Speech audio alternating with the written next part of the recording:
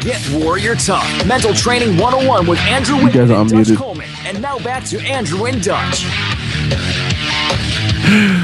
I'll read a tweet from Hey, it's Honest Abe. Michelle just went in on Andrew. #respect Machine Gun Chelley. I love it, man. This is awesome. You know, the more junk you give me, the more I'm going to love you. You know that, right? I mean, it's just like, it's so funny. All right, so let's pick up where we kind of left off. We were talking about, now you're a first responder, and we're always talking about, you know, and same thing in firefighting, right? You didn't go in, and this is why I have huge respect for firefighters, because you guys are fighting nature, right? So that you never went into anything that you didn't know how to get out of either, right? I mean, you always had a way.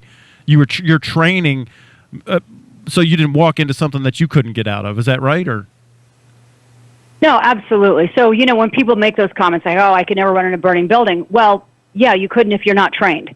But I look at a burning building no different than any kind of crisis situation, right? You shouldn't go into anything without proper preparation, anything in life.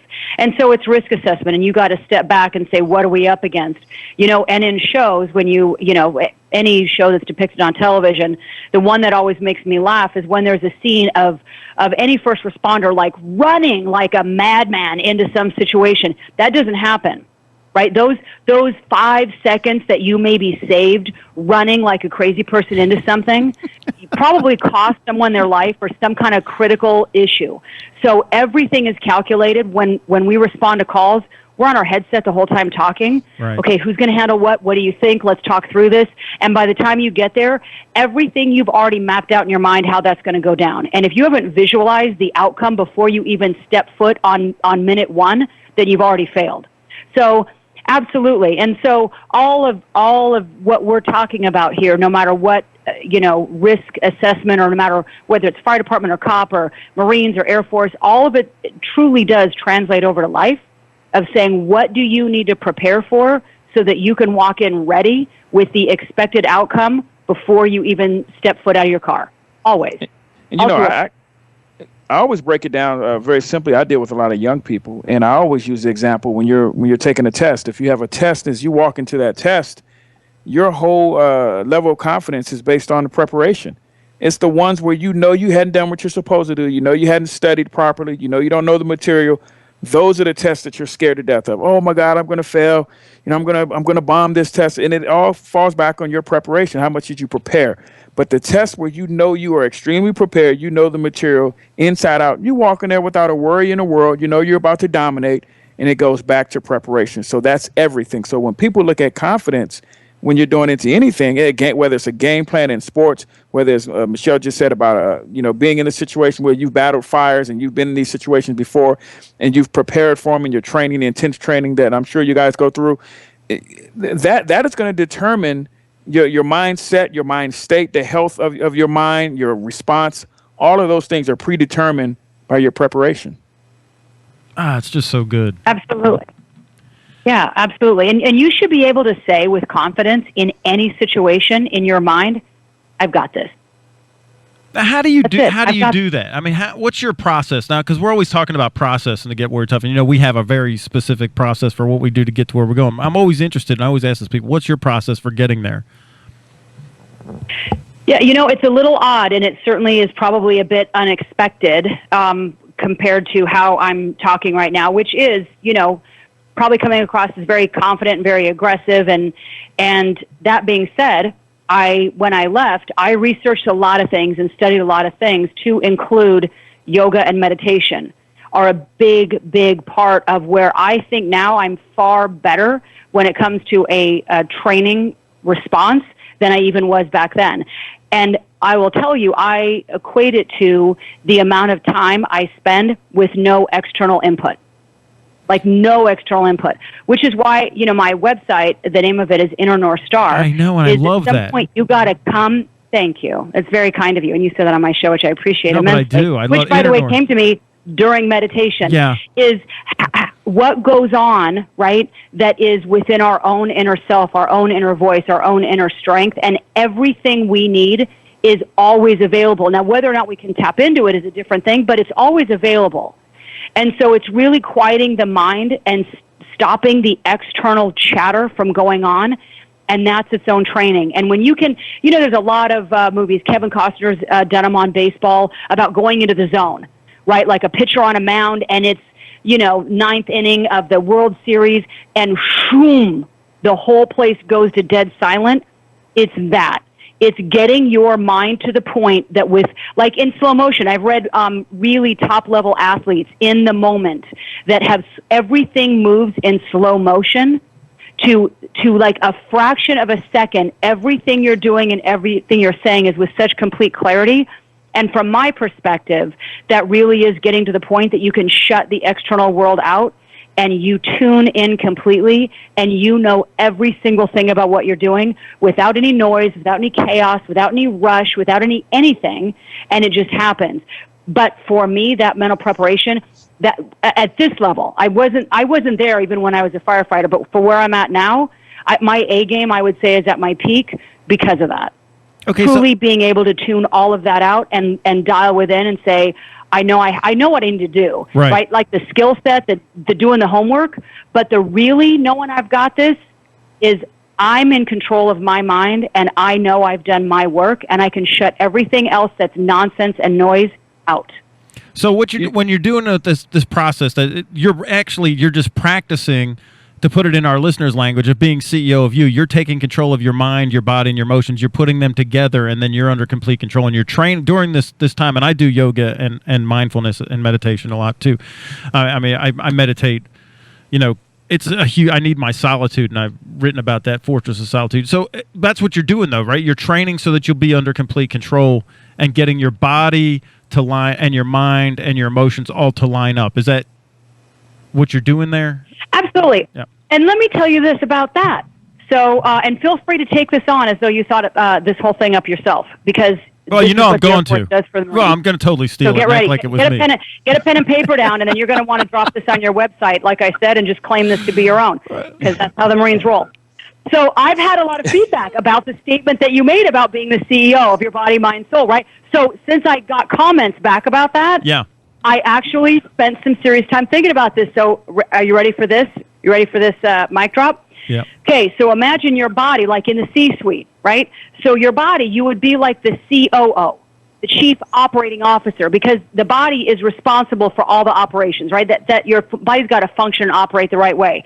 Your mind should be the CIO, the Chief Information Officer. Mm-hmm. That's the mind's job. Right. And then to me, the spirit, right? Body, mind, spirit, or body, mind, soul, however you want to look at that, truly is the CEO. Because your spirit, your soul, really is the executive officer, the one that at the end of the day is what the driving force is of everything. They all got to work in unison, right? But at the end of the day, your soul, like, who are you? Why are you here? What is your purpose? What is your mission? What is your soul's calling? And at the end of the day, that better be the directive of every single step you take. So I would like to say that I think the whole body, mind, soul is the entire C-suite, the COO, the CIO, and the CEO of your entire company. It's fun. I came up with that little firebomb after our conversation. A few people hit me up with that after Monday's chat. So, well, I tell you, it's funny. It's funny. That's I use that example down in Tallahassee when we were doing the training down there when we were dealing with the officers. I said, imagine, the CEO is there. He's the head honcho, but the other ones have clout as well. I said, but the only thing I called it the VP of finance or the VP of this or the VP of that. And they when they're charged to speak, the CEO points to them and says, "Hey, we got a problem." COO or whatever you want to call it. I call it the VP of I think I call it the VP of operations or something. But I said, okay, so now we need you. We need your input. We have a problem over here. Now you speak. So when it comes to your emotions or it comes to anything, you're deploying them at that moment. So you're never ignoring them. They always have a place, but you control when they step up and when they do their job, as opposed to them ever controlling anything. Because we know when emotions are in control, everything's out of whack. But that doesn't mean that you don't use emotions when you need them. That doesn't mean that you don't use the physical part when you need it. But you have to decide when to deploy them, when to put them in operation. So that's the difference right there. Right, and I call it like Captain Kirk. Class. Look at how aligned we are.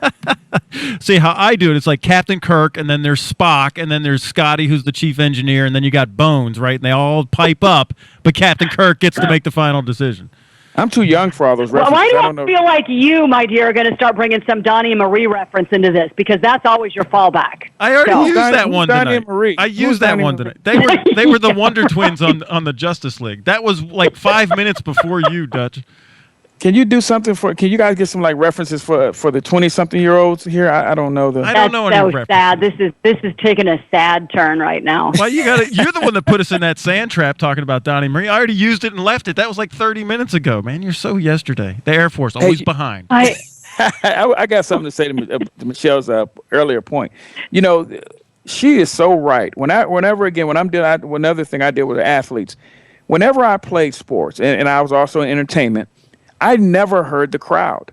There were times in big games and really, really big games where at the end of the game where I shut it down, when I came out, and I like to laugh and say when the backups came in, I would come in, game's over, game's wrapped up. I'm sitting on the sideline. My job's done. I'm drinking some Gatorade.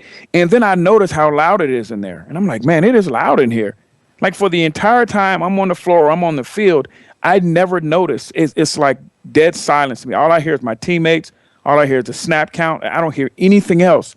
That's how focused in you are when you're doing this thing the right way. You don't hear any of that noise, any of that external. You only know what's going on in the moment that's relevant and necessary to the task that you're trying to complete. Yeah, it's that's right, 100%. Right, and when we're in, we call it auditory exclusion when we're in, combat or whatever. But yeah, that's and the whole thing slows down. That's exactly right. But I would just like to point out that Dutch, you never say that I was so right like that. So I'm kind of,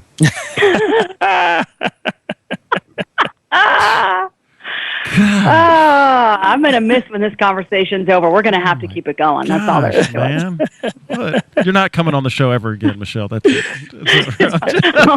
I'm going to be stalking you guys. I'm going to be your constant comments and chatter. I'm going to be all about you two. You're so funny. But I will tell you, I mean, I am sad that you're way out. I know you're in Chicago tonight, but you're way out in California. But I will tell you this, and I told you this on Game Changer podcast. And I told you that I'm a man of excellence. That's who I am. That always keeps his word. And I'm giving you my word. We will find a way to do something together. All right, all three of us. We will find a way to work together. Just mark my words on that. I've already said it. I have said that exact thing to plenty of people. So we have to make it happen because I'm the same way. Once you put it out there and you say it, mean what you say and say what you mean. Right? Right. So I'm already out there. And I always keep my word. So we will. I am totally looking for a way to work with you. You're fantastic. We are up on another break here in another minute, so I don't want to start into a whole nother thing on a conversation because I know we can't control ourselves because we're like three kids in a candy shop here.